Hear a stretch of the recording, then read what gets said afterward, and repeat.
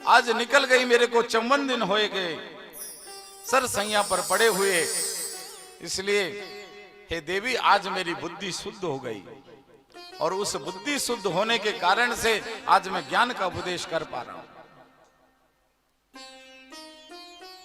भीष्म पितामह कहने लगे कि हे पांडव, आपसे जो बात करनी थी वो कर ली, लेकिन अब मैं कन्हैया से, ये ठाकुर से बात करना चाहता हूं।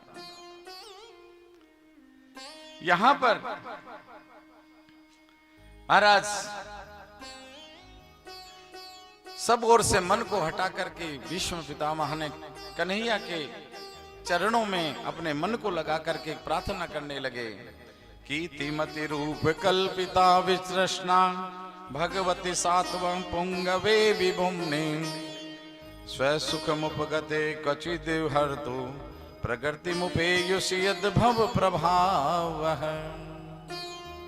पितामह कहते हैं कि हे कन्हैया, मैंने अपने जीवन में आपसे कभी कुछ नहीं मांगा, लेकिन आज मैं तुमसे मांगता हूं, आपसे वार्ता करना चाहता हूं। बोले कन्हैया कहने लगे कि हे पितामह, आप आज्ञा करें।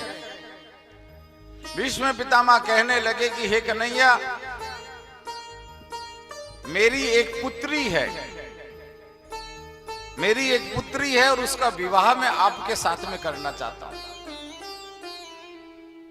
सारे पांडव आश्चर्यचकित रह गए कि जो भीष्म पितामह जन्म से सन्यासी रहे, जीवन में अपने ब्रह्मचर्य का पालन किया, उनकी पुत्री कहां से आ गई? भीष्म पितामह कहते हैं कि मेरी पुत्री और कोई नहीं, ये मेरी मति, मेरी जो बुद्धि है वही मेरी पुत्री है, और आज मेरी बुद्धि को मैं आपके श्री चरणों में अर्पण करना चाहता हूं। आज आप मेरी पुत्री बुद्धि रूपी का आप पाणी ग्रहण संस्कार कर लीजिए। हे कन्हैया, आपकी वो चिन्मयी झांकी को मैं देखता हूं, आप कैसे कुरुक्षेत्र के मैदान में अर्जुन को ज्ञान का उपदेश दे रहे हो, केवल आपके सिवा और कोई नहीं कर सकता। जब कौरवों का मैं सेनापति बना, उस समय मैंने प्रतिज्ञा कर ली थी, क्योंकि तुमने जीवन में प्रतिज्ञा करी थी युद्ध के मैदान में मैं कोई अस्त्र शस्त्र धारण नहीं करूंगा। तो जब मैं सेना का, कौरव सेना का सेनापति बना, तो मैंने भी प्रतिज्ञा कर ली थी, आज हरि न शस्त्र गाहाऊं तो लाजू गंगा जननी को शांतनु सुत न कहाऊं। मैंने भी प्रतिज्ञा कर ली थी, अगर आज कन्हैया को मैंने शस्त्र धारण नहीं कराया तो मैं भी शांतनु का पुत्र नहीं। और भीष्म प्रतिज्ञा अटल। हे कन्हैया, आपकी वो बाकी झांकी, जब मैंने प्रतिज्ञा कर ली, दूसरे दिन जब कुरुक्षेत्र के मैदान में युद्ध प्रारंभ हुआ, तो भीष्म पितामह ने अपनी प्रतिज्ञा के अनुसार बाणों की बौछार आज अर्जुन के ऊपर करना शुरू कर दिया। रथ टूट गया, अर्जुन के बाजूबंद मुकुट गिर गए। अर्जुन ने हाथ खड़ा कर दिया कि कन्हैया, भीष्म पितामह से युद्ध करना आसान नहीं है, तो मेरे को मार डालेंगे। अर्जुन को भयभीत होते हुए देखा तो ये तो अर्जुन को मार डालेंगे भीष्म पितामह। सामने एक टूटा हुआ रथ का पहिया पड़ा हुआ था महाराज।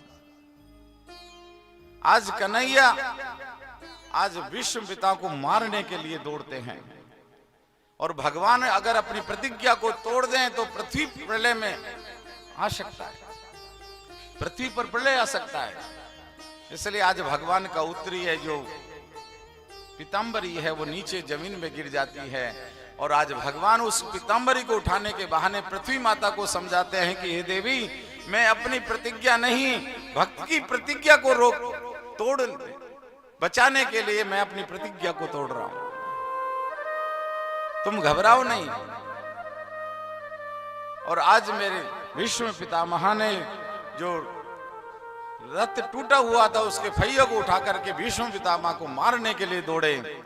भीष्म पितामह कहते हैं कि हे कन्हैया, आज वो जिस प्रकार से सिंह किसी सिहार को मारने के लिए दौड़ता है, गीदड़ को मारने के लिए दौड़ता है, उसी प्रकार से आप मेरे को उस समय मारने के लिए दौड़े थे।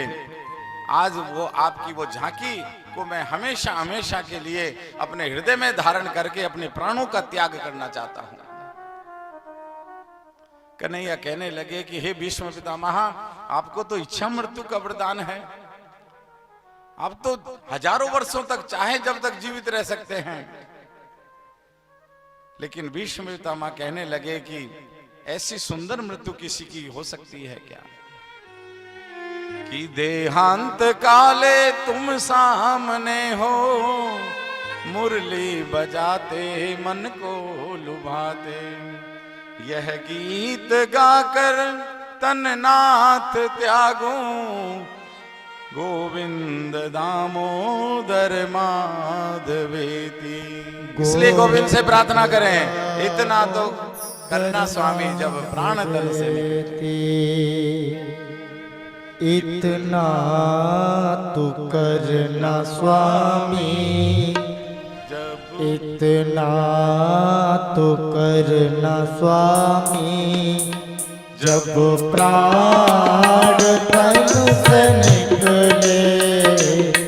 इतना सब लोग आइए, बहुत सुंदर भजन। स्वामी जब प्राण तन से निकले, गोविंद